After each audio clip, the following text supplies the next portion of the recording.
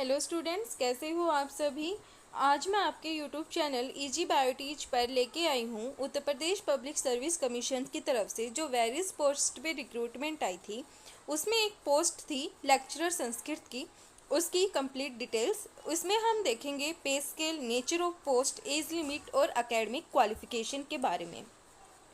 सबसे पहले जो हमारा पोस्ट नेम है वो है लेक्चरर संस्कृत का। यहाँ पे हमारी टोटल नंबर ऑफ पोस्ट हैं 5। अब यहाँ पे जो कैटेगरी वाइज हैं, category wise number of position है वो है जो वर्टिकल रिजर्वेशन में हमारी जो पोस्ट है, यूआर कैटेगरी के लिए 2 पोस्ट हैं, एससी के लिए 2 पोस्ट हैं, ओबीसी के लिए 1 पोस्ट है और हॉरिजॉन्टल रिजर्वेशन में जो फीमेल कैंडिडेट हैं उनके लिए 1 पोस्ट यहाँ पे दी गई है।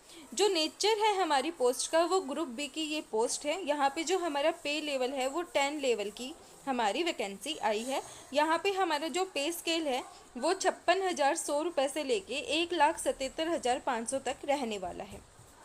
इसमें हमारी जो एज लिमिट है वो 25 से 40 साल तक की है और जो कैंडिडेट्स हैं जैसे ओबीसी, एससी, एसटी कैटेगरी के लिए उनके लिए यहाँ पे एज रिलैक्सेशन भी है एज पर रूल्स।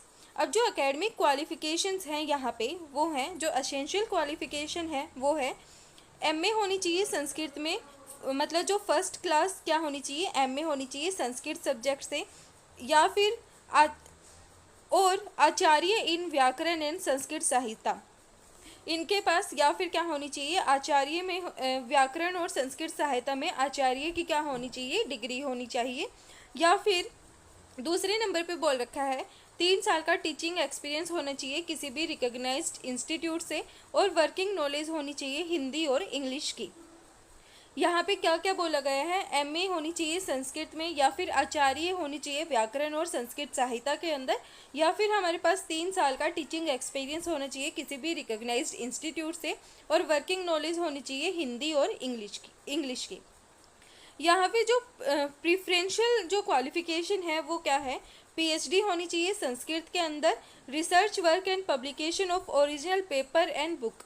यहाँ पे अगर हमारे पास पीएचडी है संस्कृत में तो हमारा जो रिसर्च वर्क है वो हमारा किया हुआ होना चाहिए और जो पब्लिकेशन है, जो हमारे पेपर्स हैं, बुक्स हैं, वो हमारी पब्लिश हुई होनी चाहिए।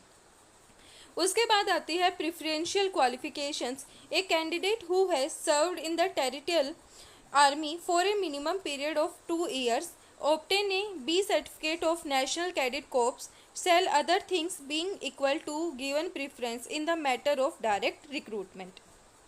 यहाँ पे ये हमें प्रिफरेंशियल क्वालिफिकेशन के लिए बोला गया है, जो कैंडिडेट हैं वो 2 साल टेरिटोरियल आर्मी के अंदर अपनी सेवाएं प्रदान कर चुका हो या फिर उसके पास क्या हो, नेशनल कैडेट कॉर्प्स की सर्टिफिकेट हो।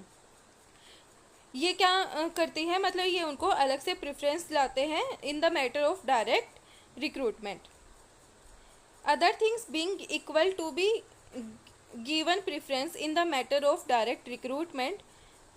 ये थी हमारी लेक्चरर संस्कृत की कंप्लीट डिटेल्स। वीडियो पसंद आए तो लाइक, शेयर एंड सब्सक्राइब जरूर करना। Thank you.